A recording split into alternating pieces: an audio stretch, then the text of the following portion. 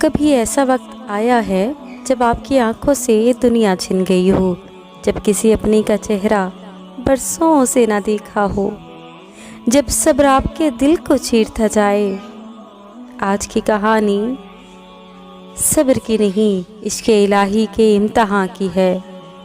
یعقوب علیہ السلام ایک بلند باپ اور یوسف علیہ السلام ایک خوبصورت بیٹا، اور ان کے درمیان اللہ کا وہ راز جسے صرف وقت جانتا تھا۔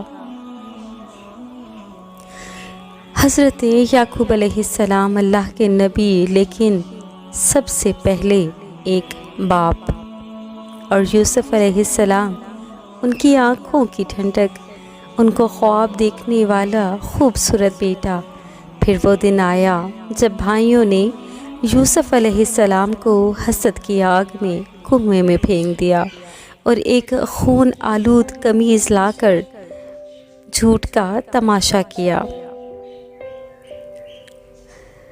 یعقوب علیہ السلام نے قمیض دیکھے دل چیر گیا، لیکن لبوں پر صرف ایک جملہ تھا، اب صرف خوبصورت صبر باقی رہے گا، اب خوبصورت صبر باقی ہے۔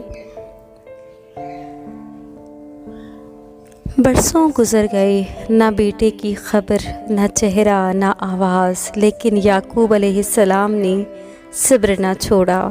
راتوں کو اٹھ کر سجدوں میں بس ایک دعا کرتے رہے، یوسف میرے رب میرے یوسف کو لوٹا دے، میرے رب میرے یوسف کو لوٹا دے۔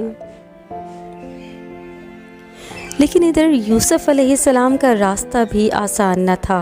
کنویں سے نکل کر غلامی ملی، بازار مصر میں بیچ دیے گئے، پھر محل، پھر زلیخا کی آزمائش۔ جب حیا کا امتحان آیا تو یوسف علیہ السلام نے کہا، میں اللہ کی پناہ مانگتا ہوں، اور یوسف علیہ السلام بچا لیے گئے۔ لیکن الزام لگا، قید کا دروازہ کھل گیا۔ سالوں قید میں گزر گئے، یوسف خاموش رہے، دل سے اللہ کو نہ چھوڑا۔ قیدیوں کے خواب سن کر انہیں اللہ کی طرف بلاتے رہے۔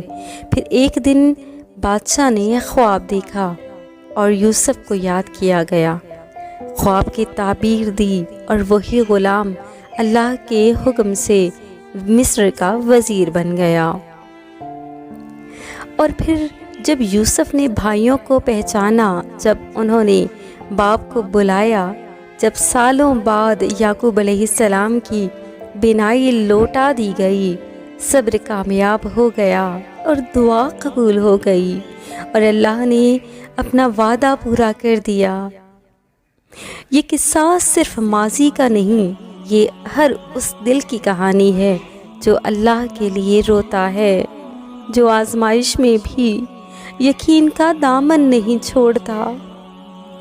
اے ہمارے رب، ہمیں یوسف علیہ السلام جیسی حیا عطا کر، یعقوب علیہ السلام جیسا صبر عطا کر، اور ایسا یقین عطا کر کہ اندھیرے میں بھی تیری روشنی دکھائی دے۔